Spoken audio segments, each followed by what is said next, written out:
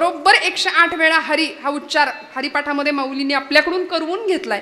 यापेक्षा काय करायचं? देवाची ये द्वारी उभा क्षण भरी, तेणे मुक्तीचारी साधी येल्या. हरिमुखे म्हणा, हरिमुखे म्हणा, पुण्याची गणना कोण. अशी सुरुवात झाली की हरी हरी हरी हरी उच्चार हा अखंड 108 वेळा जर माऊली आमच्याकडून करवून घेतायत, एकदा हरिपाठाला सुरुवात झाली, यापेक्षा संतांनी काय करावं आमच्यासाठी? त्यामुळे इतकं सोपं. म्हणाले हरी हा एक मंत्र असा आहे, हरी हे नाम असं आहे, एवढं क्वालिफिकेशन पुरेसं आहे भगवंताच्या जवळ जायला, फार काही करायची गरज नाही. त्यामुळे असं नाम जर संत आम्हाला देतायत तर ते नाम कसं आहे? म्हणाले सत्य. नाम सत्य आहे, भगवंताचं नाम सत्य आहे. भगवत पूज्य जगद्गुरु आद्य शंकराचार्यांना त्यांच्या शिष्यांनी विचारलं की खरं काय आहे, सत्य काय आहे? आचार्यांनी सगळी उपनिषद शास्त्र बाजूला ठेवा म्हणाले, वेद पुराण या सगळ्याचा अर्थ मी तुम्हाला एका शब्दात सांगतो. श्लोकार्धीन प्रवक्ष्यामि यदुक्तम ग्रंथ कोटिभिर ब्रह्म सत्यं जगन्मिथ्या जीवो ब्रह्मैव नापराहा. म्हणाले कोट्यावधी ग्रंथातला अर्थ मी तुम्हाला अर्ध्या ओळीत सांगतो. ब्रह्म सत्यं जगन्मिथ्या, सत्य काय आहे? ब्रह्म आहे म्हणाले. त्याचं नाम एकमात्र सत्य आहे आणि जगन मिथ्या, जे आम्ही खरं समजून बसलो ना ते जग, ती माया मात्र खोटी आहे. त्यामुळे सत्य असलेलं ब्रह्म, त्याचा उल्लेख किंवा त्याची ओळख आम्हाला भागवतकारांनी सुद्धा केली आहे. भागवतातला प्रसिद्ध पहिला श्लोक आहे, सच्चिदानंद रूपाय विश्वोत्पत्त्यादि हेतवे तापत्रय विनाशाय श्रीकृष्णाय वयं नमः. सच्चिदानंद रूपाय, सच्चिद आणि आनंद स्वरूप असलेला परमेश्वर आहे. म्हणून तुकोबरायांनी हेच आचार्यांचं म्हणणं, ब्रह्म सत्य आहे हेच आचार्यांचं म्हणणं तुकोबराय आम्हाला साध्या शब्दात सांगतात. सत्य तू सत्य तू सत्य तू सत्य तू सत्य तू विठ्ठला, सत्य तू सत्य तू सत्य तू विठ्ठला. कागदावी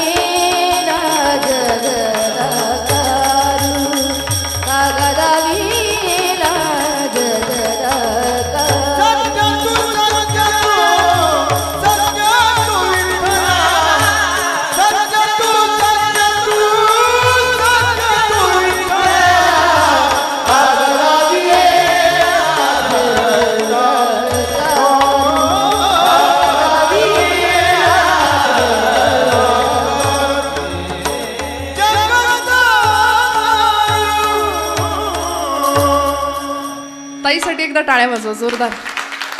वा वा. सत्य तू सत्य तू सत्य तू विठ्ठला, एकदा नाही दोनदा नाही तीनदा सांगितलं. देवा तू कसा आहेस? सत्य तू सत्य तू सत्य तू विठ्ठला. प्रश्न विचारला, कागा दाविला हा जगदाकार? अरे देवा, जर तूच एकमेव सत्य आहे, तुझं नामच जर एकमेव सत्य आहे, तर आम्हाला या मायेमध्ये का फसवलंस, का गुंतवलंस? सोडव याच्यातनं. आणि नाम हे एकमात्र असं आहे की जे आम्हाला या सगळ्या प्रकारच्या बंधनातनं सोडवू शकतं. म्हणून सत्य साच खरे नाम विठोबाचे बरे. आता ते बरं आहे हे तुकोबरायांनी आम्हाला सांगितलंय, पण खरं सांगा, बरं असलं तरी आम्ही घेतो का? आम्ही नाम घेतो का? नाही घेत. ब्रह्मचैतन्य गोंदवलेकर महाराजांना एकाने प्रश्न विचारला की महाराज, नाम घ्यायला आम्ही बसलो तर म्हणले मनात इतके विचार येतात की ते नाम काही घेतलंच जात नाही, काय करायचं? संत किती छान सांगतात बघा, सहज बोलणे हित उपदेश करुणी सायास शिकविती. सोपं सांगितलं. म्हणाले नाम घ्यायला बसलास ना, आपली इष्ट आराध्य उपास्य दैवता जी कुठली असेल तिच्या समोर बसावं. भगवान भोलेनाथ आपलं आराध्य दैवत आहे, अधिष्ठान आहे समोर. ओम नमः शिवाय, ओम नमः शिवाय म्हणले नामाला बसलो की मनात विचार येतात. मग करायचं काय? म्हणाले मनाला नाही म्हणायला शिका. महाराज म्हणले मनाला नाही म्हणायला शिका. म्हणजे काय करायचं म्हणले? म्हणाले मन या शब्दाला न हे अक्षर जोडा. कुठे जोडायचं? कुठेही जोडा. म्हणाले पुढे जोडा, मध्ये जोडा, मागे जोडा, आणि जे होतंय ते करा. मन फार वाईट आहे ना, ते मध्ये बरोबर येतं. नाम मनापासून घ्यावं आणि त्या मनाला न जोडायचं. मनन नमन जे होतंय ते करा. म्हणाले विठ्ठल विठ्ठल विठ्ठल विठ्ठल विठ्ठल बरं, आम्ही चुकून माकून कधी ध्यानाला बसलो तर माणसं म्हणतात काय ध्यान बसले. एखादा तरुण 25शीतला पोरगा कीर्तनाला येऊन बसला ना तर आम्ही त्याला वेड्यात काढतो. आत्तापासून नाद लागला होय देवाचा. कारण लोकांचा समज आहे ना कथा कीर्तन हे आत्ता नाही करायचं, नंतर बघू, जेव्हा हातपाय चालतच नाहीत, बोलताच येत नाही, गाता येत नाही, मुखाने नीट ऐकता येत नाही, अशा परिस्थितीत म्हणाले भगवन नामस्मरण करायचं. मला एका प्रश्नाचं फक्त उत्तर द्या, खराब झालेली सडलेली कुजलेली फुलं आम्ही देवाच्या चरणावर वाहतो का? नाही ना. मग हा देह जोपर्यंत टवटवीत आहे, देह जोपर्यंत चालता बोलताय ना, तेव्हा भगवंताच्या चरणावर नेला पाहिजे. सदा देव काजी झिजे देह ज्याचा. झिजणं फार महत्वाचं आहे देवकार्यासाठी. आणि जे झिजत नाही ना ते कुचतं आणि त्याला दुर्गंधी प्राप्त होते. जे झिजतं तेच रुचतं आणि त्याला सुगंध प्राप्त होतो. विठ्ठल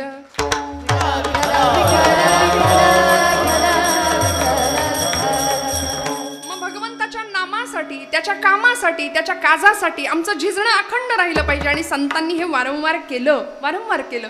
जगाने निंदा केली, पण कोणी निंदा कोणी वंदा, आम्हा स्वहिताचा धंदा. हित कशात आहे ते कळालं होतं. हित ते करावे देवाचे चिंतन. का हो? चिंतने तद्रूपता. म्हणाले आतमध्ये आम्हाला डोकावता येतं नामामुळे. नाम इतकं बरं आहे ना भगवंताचं की परमार्थातली आपली प्रगती झाली की नाही हे कसं ओळखायचं असं एकदा विचारलं महाराजांना.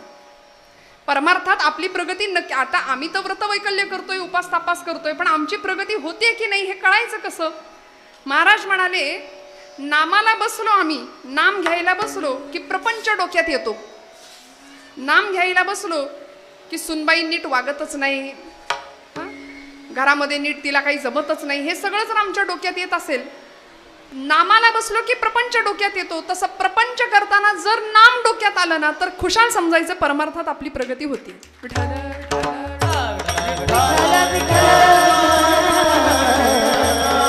आणि आमचं असं आहे की अध्यात्म करताना आम्ही फार दिखावा करतो, फार दाखवायचं असतं आम्हाला लोकांना. आम्ही जप करतो, नाम करतो, जपजाप्य करतो, पण आपला परमार्थ हा शेजारच्याला म्हणजे घरातल्या लोकांना सुद्धा कळता कामा नये असं म्हटलंय.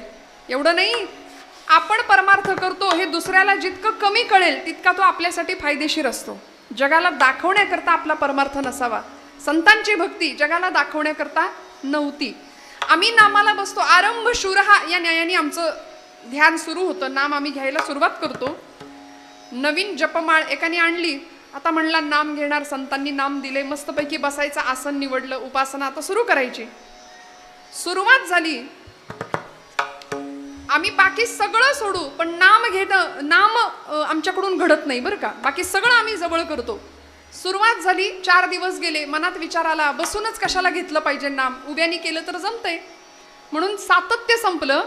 आता उभ्यानी इकडं तिकडं फिरून नाम जपायला लागला. 4 दिवस निघून गेले, मनात विचार आला माळच कशाला पाहिजे, माळ बाजूला पडली. 4 दिवस विचार केला, पुढे निघून गेले. म्हणाला एखाद्या दिवशी राहिलंच तर काय बिघडतंय, नाम बिघडत काही नाही, त्याचं नाही काही बिघडत, बिघडलं तर आपलं बिघडतं. एक जण मला म्हणाला ताई श्रावण महिन्यात आता उपासना करायची ठरवली, रोज भगवान शिवशंकराला खांडेश्वराला 108 बिल्वपत्र अर्पण करायचं ठरवलंय, पण म्हणले शंकर पावला नाही तर पावतच नाही म्हणले देव. तुम्ही म्हणत असाल तर देव बदलून बघू का? उपासना ही देवाला बदलण्याकरता नाही, तुमच्या माझ्यात अंतर्बाह्य बदल व्हावा याकरता उपासना आहे. त्यामुळे असं नाम मनापासून घेतलं जावं आणि मग उपासनेतलं सातत्य आमचं अखंड टिकावं, यासाठी ते नाम बरं आहे, सोपं आहे, ते नाम सत्य आहे, ते नाम खरं आहे. आणि मग असं नाम नेमका परिणाम काय करतो जीवावरती? दुसरं चरण येणे तुटती बंधने,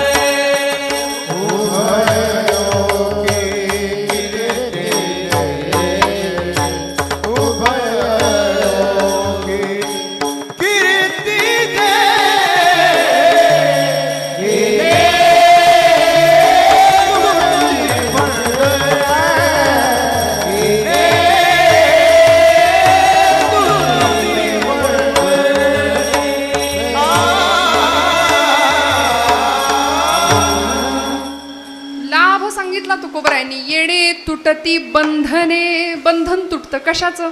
या जीवाला सगळ्यात मोठं बंधन आहे ना ते संसाराचं आहे बरं का. या संसाराने आम्हाला असं बांधून ठेवलंय, म्हणाले पटकन सुटका होता आली पाहिजे. आम्ही कसे बांधले गेलोय सांगते मी तुम्हाला, लक्षपूर्वक ऐका.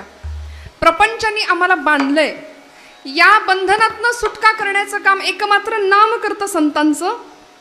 येणे तुटती बंधने उभय लोकी कीर्ती जेणे. आणि असा भक्त कीर्ती प्राप्त करतो, कीर्तिमान पदाला पोहोचतो. संध्याकाळची वेळ सरोवरामध्ये एक भ्रमर आला बरं का. कमळाचं फूल होतं, भुंगा आला, कमळाचं फूल होतं आणि त्या फुलामध्ये तो भ्रमर पराग सेवन करण्याकरता आला. त्यातला मकरंद सेवन करण्याकरता आला. घेई छंद मकरंद प्रिय हा मिलिंद परिसोडीना ध्यास गुंजनात दंग. असा तो भ्रमर आला आणि तो मकरंद पराग सेवन करायला लागला. संध्याकाळची वेळ होती, सूर्यास्त झाला आणि सूर्यास्ताला ते कमळ मिटलं, कमळ मिटलं. आता एरवी लाकूड पोखरणारा भुंगा, पण तिथं तो विचार करतो की आता कशीबशी रात्र संपेल, दिवस उजाडेल, मी त्यातनं बाहेर पडेन. त्याच्यासाठी ही पाकळी कशाला कातरू म्हणाला, कशाला फाडू. त्याला अशक्य नव्हतं, पण तो काय झाला, बंधनामध्ये अडकला, गुंतला. हे भुंग्याचं चाललंय बरं का. गुंतला, अडकला. सुटका व्हावीशी वाटतच नाही हो, आसक्ती संपत नाही. सगळा प्रपंच करून झाल्यानंतर सुद्धा आता नातवंडाचं तोंड बघितल्याशिवाय जाणार नाही असं म्हणणारी मंडळी असतात की नाही. मग तो नातू म्हणतो अजून पण नातू इथंच. आता म्हणाले पणतू, पणत्वाचं दर्शन, पणत्वाचं तोंड बघणार. तो पणतू पण विचारतो अजून पण तू इथंच. आसक्ती संपत नाही, अडकून जातो आम्ही, अडकतो, गुंततो बंधनामध्ये, पाशामध्ये. त्या भुंग्याचं असंच झालं. तो म्हणाला पाकळी कातरू कशाला, आता अशी उजाडेल, सूर्योदय होईल. आणि नीतिशतक नावाचा ग्रंथ, वैराग्य शतक नावाचा ग्रंथ, त्याच्यामध्ये भर्तृहरींनी खूप सुंदर श्लोक लिहिला. ते म्हणाले रात्रीर गमिष्यति भविष्यति सुप्रभातम भास्वानुदेश्यति हसिष्यति पंकज श्री. पंकज म्हणजे कमळ, पंक म्हणजे चिखल आणि ज म्हणजे जन्माला येणार. चिखला जे जन्माला येतं ते कमळ, पंकज. त्यामुळे आपण मुलाचं नाव पंकज बऱ्याचदा ठेवतो बघा. तर ते पंकज हे ते वाचक शब्द आहे. ते कमळ म्हणतो आपण, ते पंकज, तो पंकज नसतं. बऱ्याचदा आम्ही मराठी भाषेचा अभ्यास न करता नावं ठेवतो. आता तर सिरियलची नावं ठेवण्याचं फार फॅड आहे नाही का. थोडासा अर्थ बघून आपण नावं ठेवूया. त्या कमळाच्या फुलामध्ये तो भुंगा गुदमरायला लागला. विचार करतोय आता उजाडेल, मग पाकळी उघडेल आणि मग मी बाहेर पडेन. पण एवढ्यात असं झालं, इत्थम विचिंतयति कोशगते द्विरेफे हा हंत हंत नलिनी गज उज्जहार. म्हणाले एक भला मोठा हत्ती त्या सरोवरात आला आणि त्यांनी बरोबर तेच कमळाचं फूल देठासकट सोंडेने उपटलं आणि लांब फेकून दिलं. आता देठासकट उपटलेलं कमळाचं फूल फुलेल का, नाही. आता उजाडेल, मग उजाडेल अशी वाट बघत शेवटी तो भ्रमर, तो भुंगा गुदमरून मेला. पण त्यांनी पाकळी नाही कातरली, पाकळी नाही कातरली, बाहेर नाही पडला, मेला त्याच्यामध्ये. आमचं सुद्धा बंधन असंच आहे बरं का. आम्ही इतके स्वतःला बांधून घेतो. मग म्हणाले संसारामध्ये यथा कमल पत्राक्ष अशी एक उपमा दिली. असं असावं, कमळाचं पान पाण्यात राहून सुद्धा कोरडं असताना तसं संसारात आम्हाला राहता आलं पाहिजे. ऐसे असावे संसारी जववरी प्राचीनाची दोरी पोरी घरचार मांडीला खेळ मोडो टाकीला. नाथांची ओवी आहे भागवतामधली. संध्याकाळची वेळ, दिवसभर पोरी, लहानपणी बघा जुन्या मुली भातुकलीचा खेळ खेळायच्या आहे की नाही. आता इथे जी लहान पोरं आहेत त्यांना भातुकली बितुकली काही माहिती नाही. आता त्यांच्या हातात एक डबडं द्या आणि ते नाही मिळालं ती आकांड तांडव करतील, घर डोक्यावर घेतील. ते पहिलं मिळालं पाहिजे, जेवताना तर पहिलं मिळालं पाहिजे, त्याच्याशिवाय घास गिळत नाही त्यांना. बरं, हे त्यांनी मागायच्या आधी आईच पहिला आणून ठेवते, मग ताट देते. आधी जेवण, आधी मोबाईल आणि मग ताट, अशी तजवीज करावी लागते सुरुवातीपासून. हे घराघरातलं आहे, मी काही फार नवीन नाही सांगत आहे. त्यामुळे आता भातुकली, लहानपणीचे खेळ सगळे निघून गेले. माझ्या छत्रपती शिवप्रभूंना जिजा मातोश्रींनी सुद्धा काही खेळ शिकवले होते बरं का. कसे खेळ होते हो, पूर्वीचे खेळ वेगळे होते. कसं राहावं, जमवुनी मांड घोड्याला भरधाव कसा फेकावा, जमवुनी मांड घोड्याला भरधाव कसा फेकावा, हातात घेऊनी भाला हिमखंड कसा छेदावा, जाताना निज खडगाने रिपुकंठ कसा कसा कापावा हे शिक्षण नवतरुणांचे देशभक्त या पदवीचे ना BA LLB चे उपयोग काय पण आता एक काळ ऐसा होता उपयोग काय पण आता एक काळ ऐसा होता जमवुनी मांड घोड्याला भरधाव कसा फेकावा हातात घेऊनी भाला हिमखंड कसा छेदावा जाताना निज खडगाने कंठ कसा कापावा हे शिक्षण नवतरुणांचे देशभक्त या पदवीचे ना BA LLB चे उपयोग काय पण आता एक काळ ऐसा होता काळ होता एक त्या काळाचं वर्णन कवींनी केलंय तो काळ होता असा की ते BA LLB चं शिक्षण नव्हतं म्हणाले शास्त्राचं शिक्षण हातामध्ये घोड्यावरती मांड घ्यावी हातामध्ये शस्त्र धरावं भालाफेक खेळावा हुतुतू कबड्डी कुस्ती मल्लखांब सगळं गेलं की नाही आता म्हणून किलोनी वजन वाढतात असं मला तो विषय नाही बोलायचा पण लहानपणीचे खेळ पूर्वी फार वेगळे असायचे अशा भातुकलीचे खेळ मग जुनं त्याच्यामध्ये चपात्या व्हायच्या त्याच्यात तो भात शिजायचा चहा व्हायचा खोटा खोटा घरातल्या मोठ्या मंडळींना तो चहा आणून दिला जायचा त्यांनी खोटा खोटा प्यायचा सगळं किती आनंद आणि असा ती मुलगी दिवसभर खेळ खेळते संसार मांडते तिचा दिवसभर ती पोरगी रमते त्याच्यात आणि संध्याकाळी आई म्हणते कार्टे चल घरात अंधार पडलाय चल घरात मग ती मुलगी काय करते सगळा प्रपंच सगळा तो संसार एका पिशवीत भरते आणि आईकडे जाते नाथबाबा किती सुंदर दृष्टांत देतात बघा ऐसे असावे संसारी पोरी घरचार मांडीला खेळ मोडून टाकीला म्हणाले सगळा खेळ सगळी भांडी कुंडी पिशवीत भरते आणि आईकडे जाते तसं त्या आईची हाक कानावर आली की आम्हाला सुद्धा हा संसार आहे असा सोडून जाता आलं पाहिजे विठ्ठल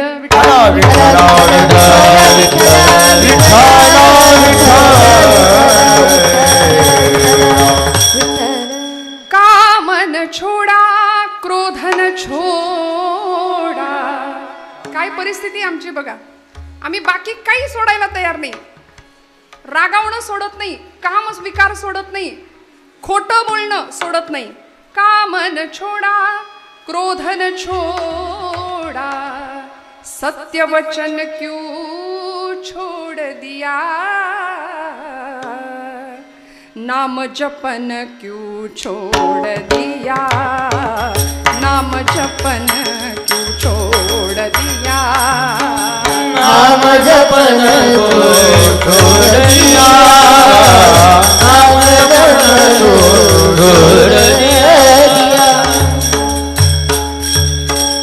बाकी सगळं सोडत नाही आम्ही पण नाम घेणं भगवंतांचं सोडतो जे की अत्यंत सोपं आहे साच आहे खरं आहे बरं आहे आम्हाला बंधनातनं मुक्त करणारं नाम आहे येणे तुटती बंधने उभयलोकी कीर्ती जेणे आम्हाला अनेक प्रकारच्या बंधनांनी असं बांधून ठेवलंय ना संसार म्हटलं की दुःखदायक आहे आणि आमच्या तक्रारी मग संपत नाहीत का हो भगवंताचं नाम घ्या थोडंसं नामसाधनेत राहूया सगळ्या चिंता मिटतील कारण सगळी सुख या एका नामामुळे प्राप्त होतात तुकोबारायांनी सांगितलंय सर्व सुख न्यालो सर्व सुख न्यालो सर्व सुख न्यालो सर्व अलंकार सर्व सुख लालो सर्व सुख लालो सर्व सुख लालो सर्व अलंकार सर्व सुख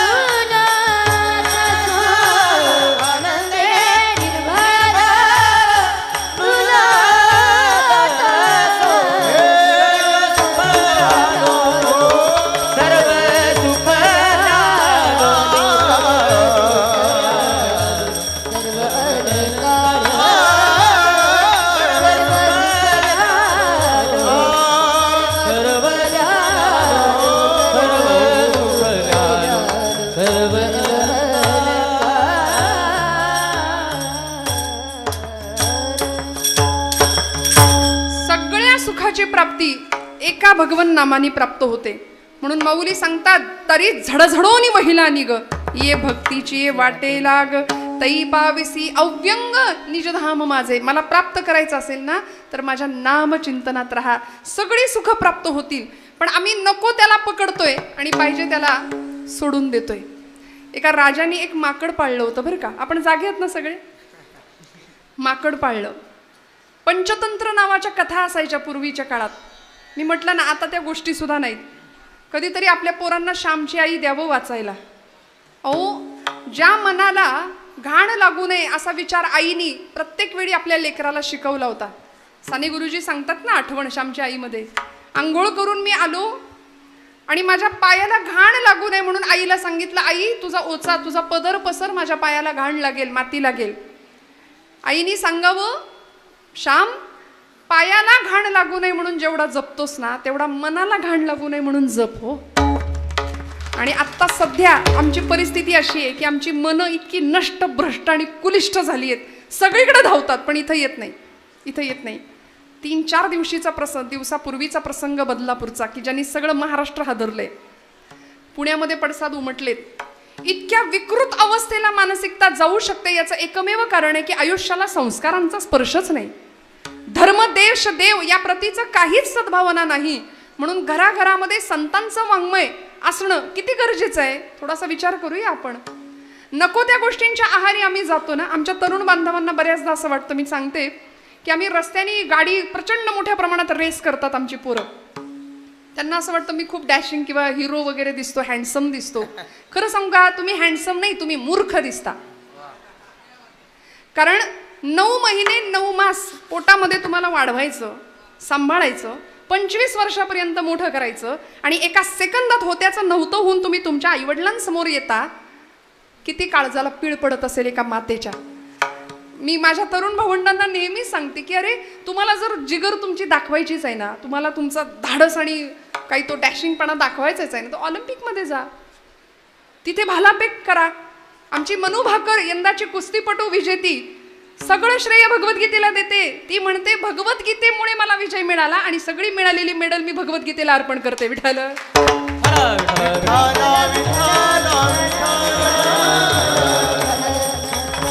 किती किती गरजेचं आहे नामसाधना. बघा ना, किती अध्यात्माचं बेसमेंट आयुष्य. तुम्ही कितीही आयुष्यात प्रगती करा पण अध्यात्माचं बेसमेंट जर आयुष्याला नसेल ना तर काहीच अर्थ नाही, काहीच नाही. लौकिकातलं प्रगती शून्य, शून्य. मी दृष्टांत सांगत होते. एका राजाने माकड पाळलं. पंचतंत्र नावाच्या कथेमधली आलेली कथा आहे जुनी. त्या राजाने माकड पाळलं आणि त्याची परीक्षा घ्यायला तो जंगलात गेला. प्रधान होता आणि एका झाडाच्या ढोलीमध्ये, छोटंसं असं झाडाच्या ढोलीमध्ये एक मुठभर फुटाणे टाकले. चणे, फुटाणे, हरभरे आपल्याला माहिती आहे. ते माकड धावत गेलं आणि त्यांनी डोलीत हात घातला आणि ते फुटाणे मूठ भरून हातात पकडले, घेतले. आता तो डोलीचा आकार लहान होता. झालं असं की मूठ भरल्यामुळे फुटाण्यांनी आकार वाढल्यामुळे तो डोलीतनं बाहेर यायला तयार नाही हात. तो खूप धडपड करत होता पण हात काही केल्या बाहेर येईना.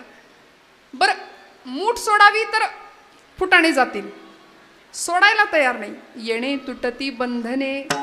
आम्ही सोडणं शिकलो पाहिजे, सोटायला तयार नाही. प्रपंच सुटतो का हो आम्हाला? मला खरं सांगा, प्रपंचात सुख आहे का? नाही म्हणताय. तरी सुद्धा सुटतो का? नाही. किती गंमत आहे बघा. त्यांनी फुटाणे, पण हे माकडाचं सांगते बरं का मी, त्यांनी फुटाणे हातामध्ये धरले, तो सोडायला तयार नाही. मग आता प्रधानाने एक गंमत केली. त्यांनी काय केलं, एक मोठं पेढ्यांचं ताट भरून असं त्या माकडाच्या समोर खाली ठेवलं.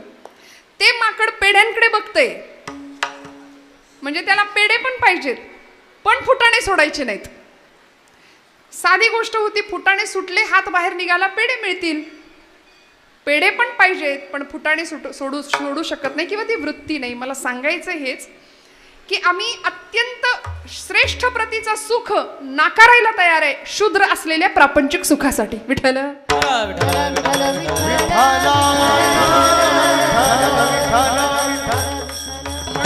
म्हणून तर नामदेवांनी खंत व्यक्त केली.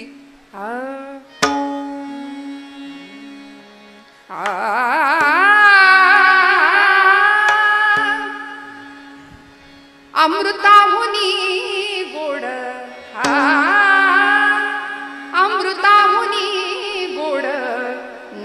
तुझे देवा, नाम तुझे देवा, अमृताहुनी गोड नाम तुझे देवा, नाम तुझे देवा, अमृताहुनी गोड नाम तुझे देवा, नाम तुझे देवा, अमृताहुनी गोड नाम तुझे देवा, नाम तुझे देवा.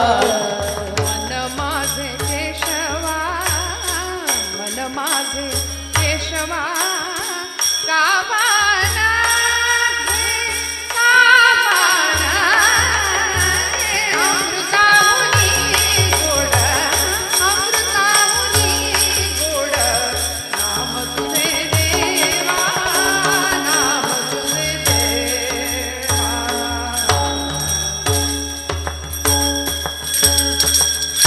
मन माझे केशवा काबा न घे. बाबा रे, माझं मन इतकं नष्टभ्रष्ट कुलिष्ट झालंय, सगळीकडे धावतंय, पण माझं मन तुझं नाम घ्यायला तयार नाही. ते अमृतापेक्षाही गोड आहे. सर्व सुख आम्ही नाकारतो आणि बंधनामध्ये अडकतो, पण भगवंताच्या नामात अशी ताकद आहे.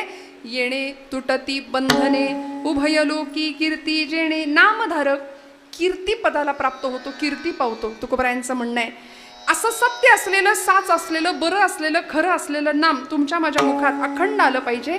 पण बऱ्याचदा प्रपंचाने इतक्या तक्रारी दिल्यात ना आम्हाला, की अध्यात्म आम्हाला मिळालेल्या आनंदामध्ये सुद्धा तृप्त आणि समाधानी राहण्याची वृत्ती शिकवतं. फार तक्रारी असतात की नाही आमच्या जीवनाकडून, फार याच्यात काही नाही, त्याच्यात काही नाही, हे बरं नाही, ते बरं नाही, काही खरं नाही, जीवनात रामच नाही म्हणाले.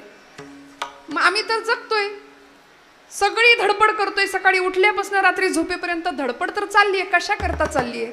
ज्या सुखा करता चालली आहे ते सुख काही केल्या मिळायला तयार नाही. जे मिळतंय असं वाटतंय ते टिकत नाही. मग करायचं काय? मला असं वाटतं कधीतरी नकार ज्याच्या आयुष्यामध्ये ठासून भरलाय ना, त्यांनी लवकर उठायचं. रोज रोज लवकर उठावं. एखाद दिवशी तरी उठून बघूया. कारण आमची जुनी मंडळी ब्रह्ममुहूर्त माहिती होता त्यांना, आता आम्हाला माहिती नाही. तो रामप्रहर माहिती नाही. आम्ही सगळे सूर्यवंशी आता, आणि बऱ्यापैकी कीर्तनकार हा तर निशाचर प्राण्यामध्येच मोडतो.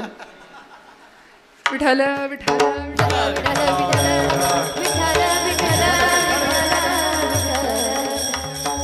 उठावं, कधीतरी लवकर उठावं आणि मस्तपैकी जॉगिंग, वॉकिंग, ट्रेक असं मस्त जावं. असंख्य माणसं तुम्हाला रस्त्याने पळताना दिसतील बरं का. त्यातल्या एका माणसाला विचारावं, तुम्ही का पळताय?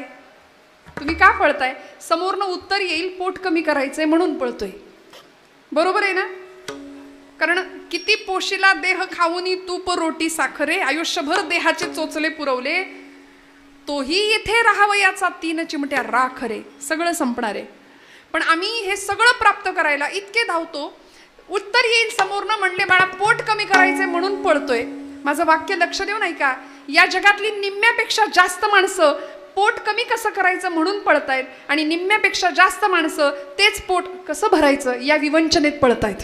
विठ्ठल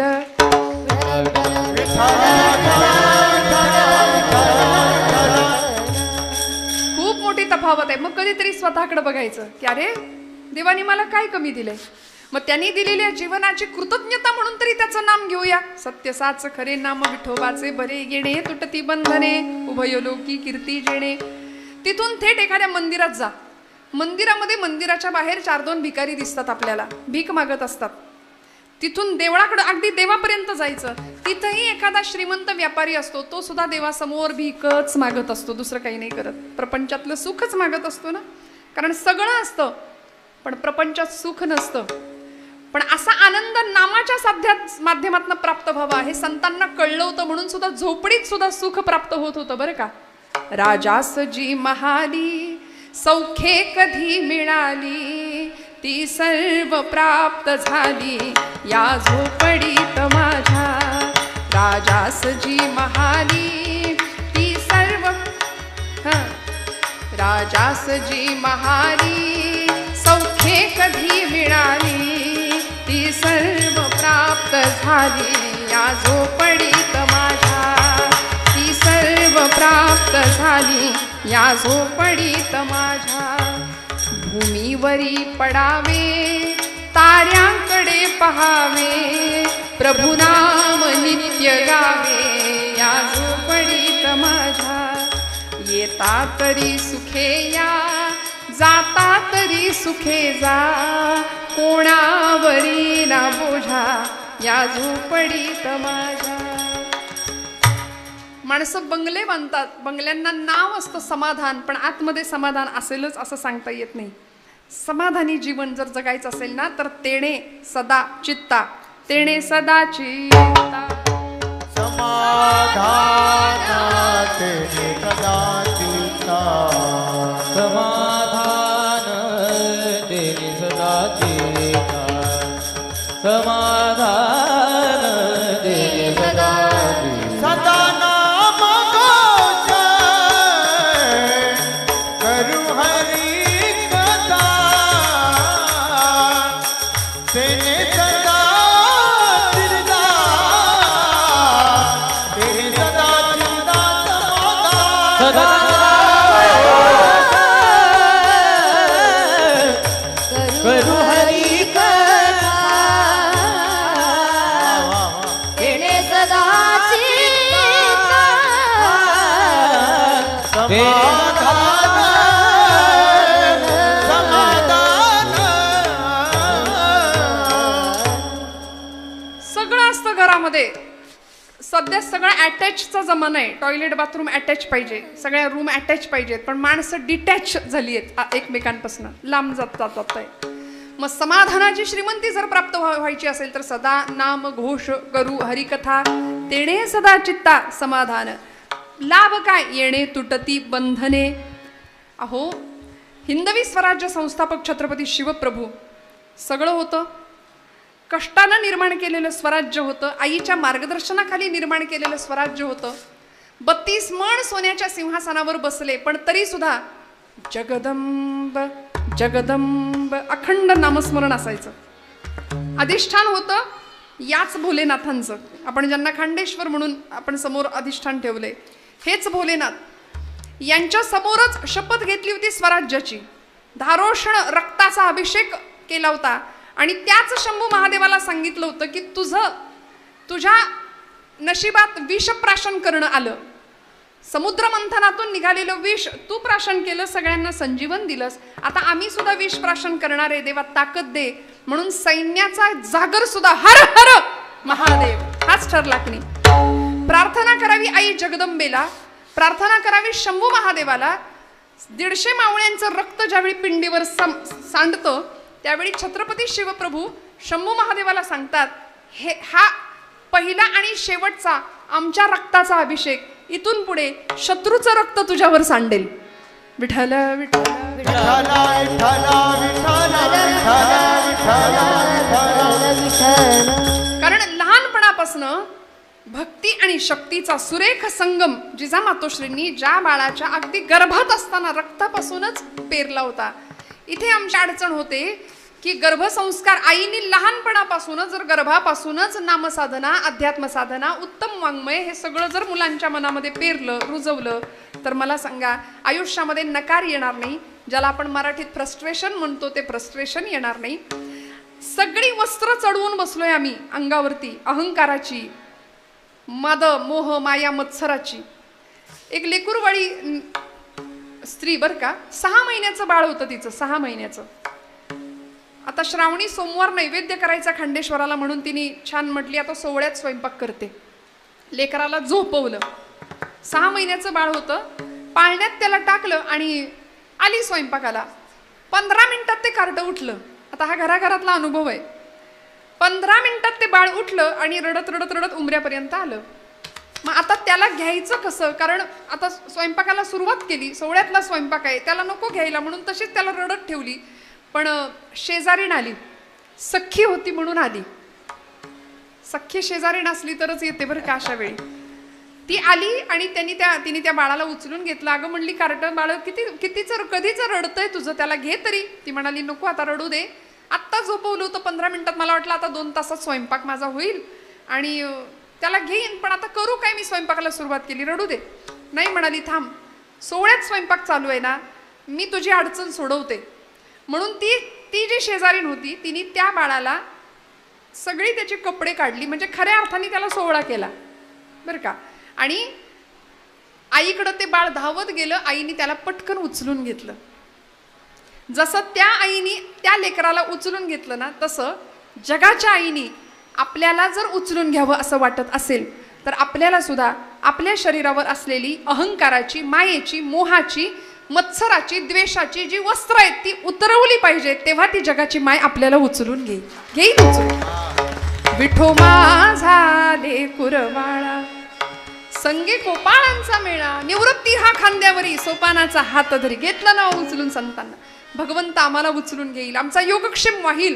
फक्त त्याकरता म्हणाले त्याला जे आवडतं ते करूया. त्याला काय आवडतं? त्याला त्याचं नाम आवडतं, त्याला त्याचं नाम आवडतं. आणि असं नाम कशा अंतःकरणाने घ्यायचं? अभंगाचं 3रं चरण. भावत्याचे गाठी भावत्याचे गाठी सगळे धरणी गाथा भावत्याचे गाठी भावत्याचे गाठी भावनाचे गाठी, भावनाचे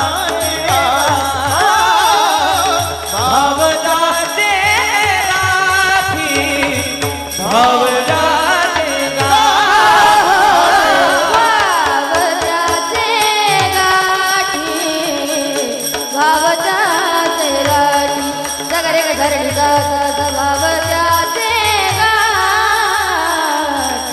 भावत्याचे गाठी भावनाचे गाठी, भावनाचे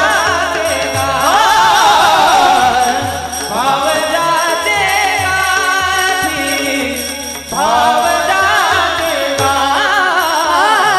लाभत्यासी उठावठी लाभत्यासी उठावठी रा त्याची लाभ उठा उठी, त्याची लाभ उठा उठी, लाभत्यासी उठावठी लाभत्यासी उठावठी त्याची लाभ उठा उठी, त्याची लाभ उठा उठी. वायेने तुटतील बंधने येने तुटतील बंधने सगळे धरणी दादाने तुटतील बंधने येने तुटतील बंधने तुटती बंधने, एक तुटली बंधने,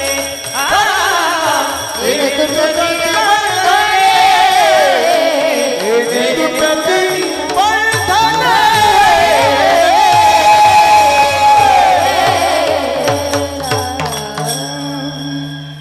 भाव ज्याचे गाठी लाभ त्याचे उठाउठी म्हणाले. आता हे नाम कसं घ्यायचं? भावानी घ्यायचं. जोरदार टाळ्या वाजवा ताईसाठी. हे असं छान मनापासून आणि एकदम ताकदीने गाणं आहे बरं का. म्हणून मुद्दाम जास्त कौतुक करते. महाराज मंडळी तर आहेतच, तिथं काय महाराष्ट्रातली रत्न आहेत ही सगळी एकापेक्षा एक. पण मला असा कायम अभिमान वाटतो की आमच्या मुलींबद्दल, महिलांबद्दल, की सगळ्या क्षेत्रात मग इथे का नाही, इथं असलं पाहिजे, इथे असलं पाहिजे. भाव ज्याचे गाठी लाभ त्यासी, त्यासी लाभ उठा उठी. सगळ्या लाभाची प्राप्तता होते. काय भाव होतो? त्या गवळणींनी माठ घ्यावेत डोक्यावरती दुधादयाचे आणि गोकुळाहून त्या मथुरेला जाताना गोविंद घ्या दामोदर घ्या, गोविंद घ्या दामोदर घ्या असं म्हणावं. दही घ्या दूध घ्यापेक्षा. दुडीवर दुडी गवळणी साथी निघाल्या, गोरस घ्यायसे म्हणू विसरल्या. गोविंद घ्या कुणी दामोदर घ्या, गोविंद घ्या कुणी दामोदर. मग काय गंमत व्हायची? सतत गोविंद. अहो वृंदावनाच्या मातीला सुद्धा कृष्ण नामाचा स्पर्श आहे. मातीचा कण अन कण कृष्ण कृष्ण जय कृष्ण कृष्ण जय कृष्ण कृष्ण जय कृष्ण कृष्ण कृष्ण जय कृष्ण कृष्ण जय कृष्ण कृष्ण जय कृष्ण. कृष्ण कृष्ण जय कृष्ण कृष्ण जय कृष्ण कृष्ण जय कृष्ण कृष्ण जय कृष्ण कृष्ण जय कृष्ण कृष्ण जय.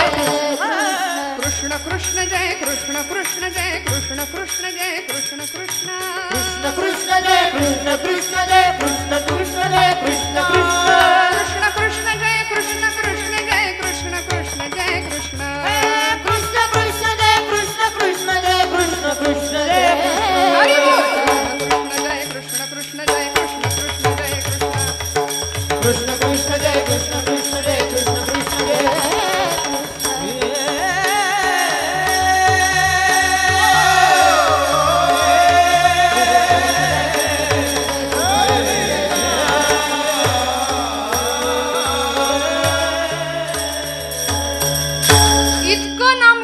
इतकं नाम घ्यावं गोकुळच्या मातीला सुद्धा कृष्ण नामाचा स्पर्श.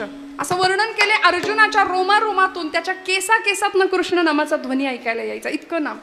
आमच्या चोखोबरायांच्या अस्थी हाड सुद्धा विठ्ठल विठ्ठल बोलत होती. म्हणून तर समाधी बांधताना नामदेव महाराज म्हणले जी अस्थी विठ्ठल बोलेल ना ती उचलून आणा. आमच्या जनाबाईच्या शेण्या सुद्धा विठ्ठल विठ्ठल म्हणायला लागल्या. जनाबाईचं जातं सुद्धा विठ्ठल विठ्ठल बोलायला लागलं. असा नामाचा प्रताप, नामाचा महिमा. त्या गवळणींनी कधीतरी गोविंदाला भगवंताला प्रश्न पडायचा की या गवळणींना जर कुणी म्हणालं की 1 किलो गोविंद दे बाई, 1 किलो दामोदर दे, तर या काय करतील बिचाऱ्या, असा देवाला प्रश्न पडावा. म्हणून देवानी वर्णन आहे दूध रूपानी अवतार घ्यावा. क्षीरावतार असं म्हटलंय त्याला. क्षीर म्हणजे दूध. दुडिया माझारी कान्हा झाला भारी. त्या घटामध्ये भगवंत दूध रूपाने स्थित व्हायचा. गोरस ओसंडोनी सांडे बाहेरी, गोविंद घ्या कोणी दामोदर घ्या, गोविंद घ्या कोणी दामोदर. मग एखाद्या गवळणीला विचारावं, बाई ग काय केलंस नेमकं काय तू, गोविंद आपलासा केला. अगं तू म्हणलीस की गोविंदा एक पाय नाचिव रे बाबा, तर तुझ्या त्या बोलण्यासाठी घोडभर ताकासाठी लोण्याच्या गोळ्यासाठी तो अनंत कोट ब्रह्मांडाचा नायक एका पायावर नाचून दाखवतो. त्रिभंगी देहुडा वाजवित वेणू, गोपिका रमणू स्वामी माझा नाचायला तयार होतो. काय केलंस असं ती गवळण उत्तर देते. कुणी म्हणे ही असेल चोरी, कुणा वाटते असे उधारी. मी केलं काय, जन्मभरीच्या श्वासाई तुके मोजियले हरिनाम, मोजियले हरिनाम. विकत घेतला शा बाई मी, विकत घेतला शा बाई मी, विकत घेतला. काय केलं, जन्मभरीच्या श्वासा इतकं मोजियले हरिनाम. इतकं नाम घेतलं. सोहम, श्वास घेतानाचा सूर सो आणि सोडताना हम. प्रत्येक श्वासाला त्याला आठवलं. परिणामी वेडा झाला भगवंत अशा गवळणींकरता, रडायचा भगवंत अशा गवळणींकरता. का, कारण त्याला प्रिय असलेलं नाम गवळणी घेत होत्या. विठोबा रखुमाई, जय जय विठोबा, जय जय विठोबा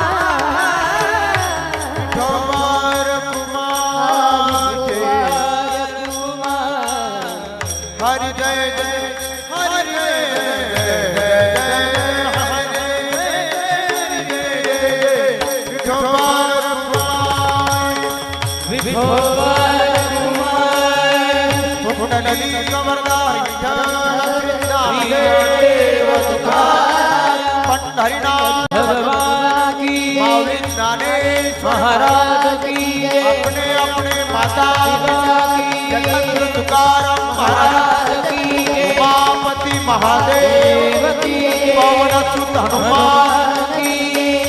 नमः पार्वती पते हर हर महादेव. विठोबा रखुमाई, विठोबा रखुमाई, विठोबा रखुमाई, विठोबा रखुमाई, विठोबा रखुमाई, विठोबा रखुमाई, विठोबा रखुमाई, विठोबा रखुमाई, विठोबा रखुमाई, विठोबा रखुमाई, विठोबा रखुमाई, विठोबा रखुमाई.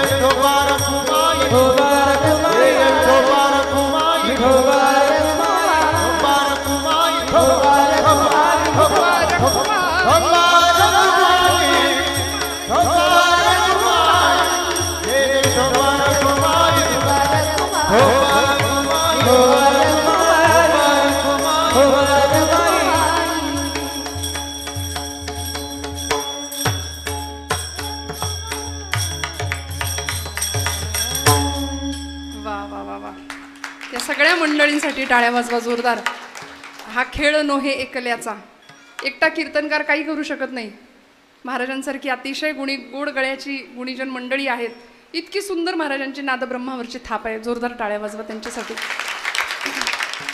हे सोपं नाही आहे. मी नेहमी सांगते हे अनेक वर्षांची तपश्चर्या या पाठीमागं असते आणि मग आपल्या हृदयाला हेलावून टाकणारा ध्वनी. हां बरं.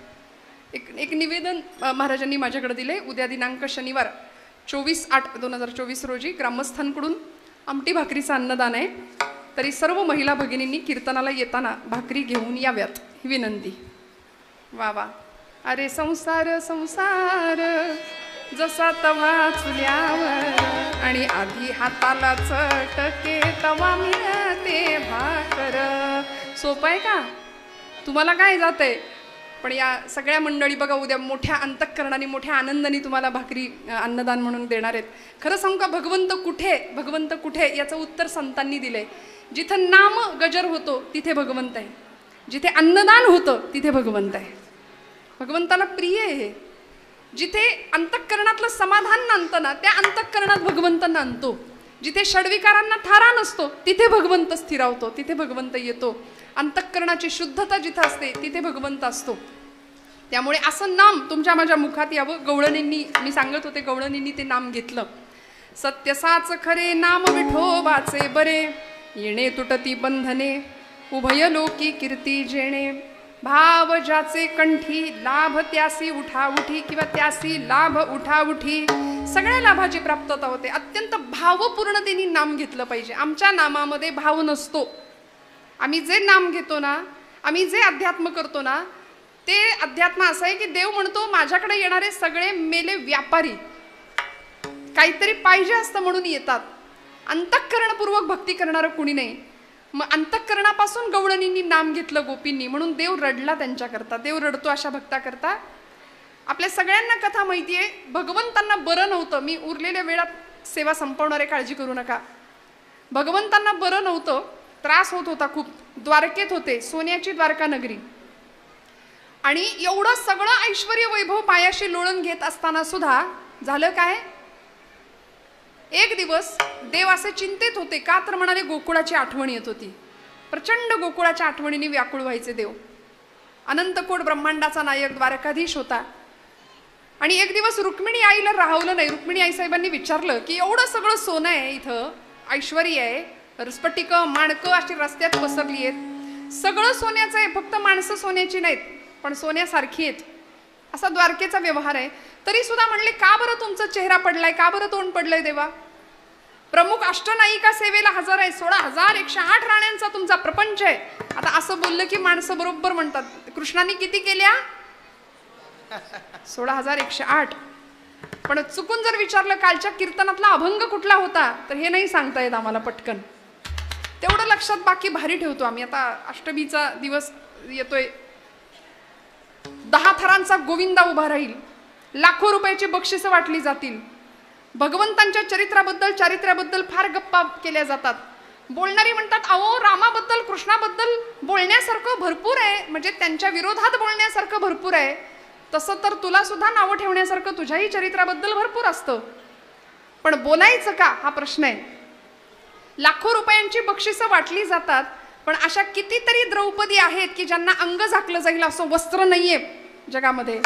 अशी कितीपर्यंत आम्ही वस्त्र पोहोचवतो. आम्ही भगवंतांचे वारसदार म्हणवतो, भक्त म्हणवतो. काय चरित्र आहे देवाचं माझ्या. तुम्ही मला योगी म्हणा, तुम्ही मला भोगी म्हणा, मी कर्मयोगी आहे भगवंत म्हणतो. आणि असा गोपालकृष्ण गोकुळातल्या गवळणींसाठी रडत होता द्वारकेमध्ये आठवणीने. रुक्मिणी म्हणाली काय रडता देवा, सगळं तर आहे तुमच्या इथं आणि काय रडता, काय त्या गवळणींमध्ये आहे, सगळा तो बॅकवर्ड एरिया म्हणाली. काय त्या गवळणींमध्ये एवढं आहे, सारखं रडायचं त्यांच्या. आणि हे आवडलं नाही देवाला, आवडलं नाही. आपल्या मातृतुल्य गोपींना कुणीही नावं ठेवलेली देवाला चालत, भक्ताला चालत नाही. भक्ताला काही म्हटलेलं. भगवंत 4 दिवस जाऊ दिले आणि प्रचंड फणफणलं तापाने शरीर देवाचं, प्रचंड फणफणलं. किती काळे उकळून दिल्या, मात्रा पाजल्या, औषधं पाजली, चांगल्या चांगल्या डॉक्टरला वैद्यांना दाखवलं, पण गुण काही यायला तयार नाही देवांना. शेवटी रुक्मिणी आईसाहेब म्हणाल्या तुम्ही सांगा ना याच्यावर काही औषध असेल तर. भगवंत म्हणाले याच्यावर औषध नाही. रुक्मिणी बहुतेक आता हे दुखणं मला घेऊन जाणार आहे. आता नटधारी होता, नटनायक होता, मला हे दुखणं घेऊन जाणार आहे. नाही देवा, काहीतरी औषध सांगा. नाही म्हणाले रुक्मिणी, मी याच्यात आता संपणार. आणि असं करता करता झालं असं. एवढा विक्षेप काय आहे खरं, संपवायचंय का? विठ्ठल विठ्ठल विठ्ठल विठ्ठल विठ्ठल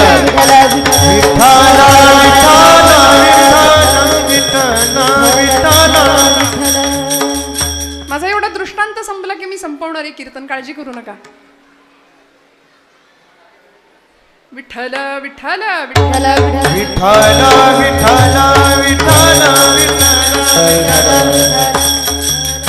आपल्याकडे म्हण आहे, भजनाला 8 आणि भोजनाला 60. त्यामुळे आधी पोटोबा समोर काही नाही चालत, नाही का? सगळं तर त्याच्याकरताच आहे. असो, माझा दृष्टांत पूर्ण करते मी पटकन. झालं असं की या सगळ्या गवळणी भगवंतांची आठवण काढतायत, रडतायत. भगवंत इकडे रडतायत. भगवंत म्हणाले, ज्या व्यक्तीचं माझ्यावर खरं प्रेम आहे त्या व्यक्तीच्या पायाची धूळ माझ्या अंगाला लावली की माझा रोग बरा होणार आहे. ज्या व्यक्तीची खरी भक्ती आहे त्या व्यक्तीच्या पायाची धूळ माझ्या अंगाला लावायची, माझा ताप संपणार आहे. देवर्षी नारदांना पाठवलं. आणि नारद म्हणजे साधं सुधं काम नव्हतं. नरस्य धर्मो नारहा तद्ददाती इति नारद. आमच्या गादीचे मालक आहेत ते. म्हणून आम्ही चुकून कधीतरी म्हणतो, ज्यांनी कळ लावली ना त्याच्याबद्दल बोलताना आपण म्हणतो कळीचा. तसं बोलू नये बरं का, अजिबात तसं बोलू नका. कारण देवर्षींनी जिथे जिथे कळ लावली तिथे तिथे त्या त्या परिस्थितीविषयी त्यांच्या मनात कळकळ होती. राक्षसांचंही कल्याण झालं, देवांचंही कल्याण झालं, समाजाचं, धर्माचं, सगळ्याचं कल्याण संतांमुळे होतं. देवर्षी नारद गेले, सगळीकडे शोधलं, कोणी पायधूळ द्यायला तयार नाही. शेवटी गोकुळात गेले आणि प्रत्येक गोपींनी सांगावं की देवर्षी काय झालंय नेमकं आमच्या कृष्णाला? म्हणाले, ताप आलाय, प्रचंड फणफणलंय अंग. हो का? प्रत्येक गवळणीनं अशा कच कच कच धुळीत आपले पाय नाचवावेत, पाट्या पाट्या भरून नारदांच्या समोर ठेवाव्यात. आणि प्रत्येक गवळण सांगत होती, जिथं खरं भक्तीचं प्रेम आहे, जिथे खरं नामप्रेम आहे, तिथे स्वर्ग आणि नरक या भावनेचा स्पर्श होत नाही. आम्ही आमच्या पायाची धूळ लावून देवाला लावण्यामुळे आम्ही नरकात कुजून संपलो तरी चालेल. या पाठीमध्ये जितके धुळीचे कण आहेत तितके दिवस, तितकी जन्म, तितकी वर्ष नव्हे तितकी युग आम्ही नरकात कुजून संपलो तरी चालेल, पण आमचा कृष्ण बरा झाला पाहिजे, आमचा कृष्ण बरा झाला पाहिजे. म्हणून पाट्या पाट्या भरून नारदांच्या समोर ठेवल्या. नारदांनी पाटी उचलावी आणि आपल्याच अंगावर ओतून घ्यावी. गोपी म्हणाले होते, नक्की ताप कुणाला आलाय, तुम्हाला आलाय की कृष्णाला? मग म्हणाले, निघा, आमच्या या पायाच्या धुळीवरती फक्त अधिकार आहे कृष्ण परमात्म्याचा. म्हणून ती धूळ आज गोपी चंदन म्हणून तोच पंढरीश परमात्मा माथ्यावर मिरवतो, माथ्यावर मिरवतो. का? कारण नामधारकाचं प्रेम इतकं विलक्षण असतं की ते देवाला वेडं करतं, देवाला वेडं करतं. म्हणून तर येणे तुटती बंधने, उभय लोकी कीर्ती जेणे, भाव ज्याचे कंठी त्यासी लाभ उठाउटी. सगळे लाभ अशा भक्ताला भगवंत प्राप्त करून देतो. आणखी काय लाभ होतो? सगळ्यात मोठा काळ सुद्धा घाबरतो. शेवटचं चरण, तुका मने भोळा, तुका मने भोळा, हो, तुका मने भोळा, तुका मने भोळा, तुका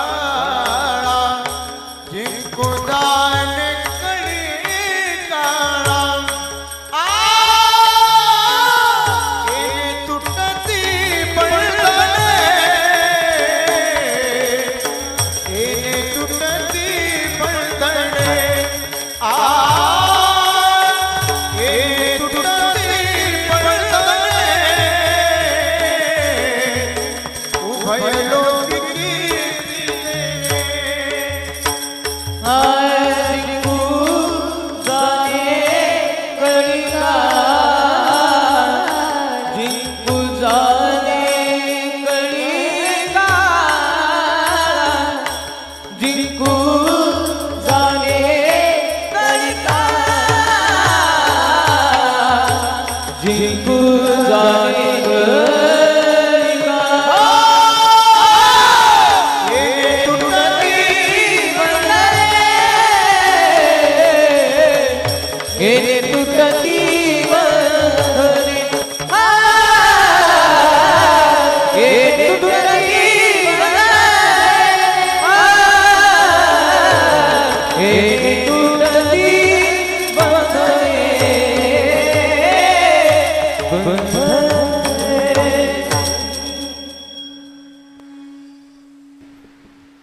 तुका म्हणे भोळा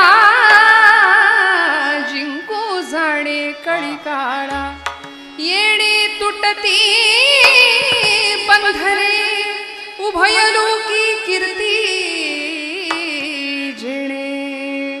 तुका म्हणे भोळा, भोळ्या अंतःकरणाने जर भगवंतांचं नाम घेतलं ना तर असा नामधारक त्या नामधारकाकडे काळ सुद्धा बघून चळचळा कापतो म्हणाले. तुकाराम नाम घेता कापे यम. यम सुद्धा घाबरतो नामधारकाकडे येताना, विचार करतो. अनेक कथा आहेत आपल्याला पुराणामध्ये, महाभारतामध्ये, रामायणामध्ये या संदर्भातल्या. त्यामुळे असं नाम आमच्या मुखात यावं. शिवनाम मुखामध्ये जेव्हा असतं ना त्यावेळी काळ घाबरतो. आपण खांडेश्वरांच्या समोर आहोत. शिवस्तुती आपल्या सगळ्यांना माहिती आहे. त्यातला पहिला श्लोक आहे, कैलास राणा शिवचंद्र मौळी फणींद्र माथा भ्रुकुटी जळाळी. हा श्लोक सगळ्यांना माहिती आहे. त्याच्या शेवटचा श्लोक आहे, शास्त्राभ्यास नको, श्रुती पढू नको, तीर्थासी जाऊ नको, योगाभ्यास नको, व्रते मख नको, तीर्थे तपेती नको, काळाचे भय मानसी धरू नको, दुष्टासी शंकू नको, ज्याची या स्मरणे पतित तरती तो शंभू सोडू नको. असा शेवटचा श्लोक आहे. परवा एका कीर्तनात मी हा श्लोक म्हटले आणि एक गृहस्थ मला येऊन भेटले. म्हणाले, ताई तो श्लोक लिहून देता का? म्हटलं कुठला? ते म्हणाले तो. म्हटलं मी बरेच श्लोक म्हटले, नेमका कुठला? ज्याच्यामध्ये हे करू नको, ते करू नको, असं करू नको, तसं करू नको असं लिहिलंय ना तो श्लोक लिहून द्या म्हणले. किती लबाडी आहे बघा आमची. हे केलं नाही तरी चालतंय. अहो सगळं खरं, पण सांगितलंय काय? शास्त्राभ्यास नको, श्रुती पढू नको, तीर्थासी जाऊ नको. काहीच नाही केलं तरी चालेल, पण त्याची या स्मरणे पती तरती तो शंभू सोडू नको.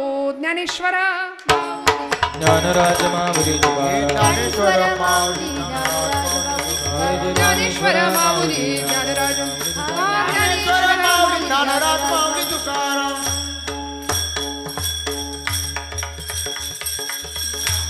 सत्य साच खरे नाम विठोबाचे बरे. आज प्रथम दिवसाच्या या कीर्तन सोहळ्यासाठी संतश्रेष्ठ जगद्गुरु तुकोबारायांचा नामपर प्रकरणातला नाम महात्म्य सांगणारा सर्वपरिचित असलेला अभंग, त्या अभंगावर यथाशक्ती यथामती निरूपण करण्याचा प्रयत्न केला. पहिला दिवस आहे. आपण सगळे इतक्या संख्येने उपस्थित राहिलात. अजूनही संख्या उत्तर वाढत जाणार आहे यात शंका नाही. सर्व देवस्थानचे पदाधिकारी, सर्व संयोजक, आयोजक, ट्रस्टी, परमादरणीय गुंजाळ काका असतील. खरं तर सगळ्यांच्या नावाचा उल्लेख मला असं वाटतं त्या एका नावात पुरेसा आहे, त्यामुळे त्यांचं नाव. आमचे राहणे काका असतील आणि सर्व गुणीजन मंडळी, गायक वादक, सर्व टाळकरी विणेकरी सगळ्यांच्या चरणारविंदी कृतज्ञतापूर्वक वंदन करते. आपण सर्व महेशाच्या मूर्ती असलेले श्रोतृवर्ग. बोलत असताना काही वेडवाकडं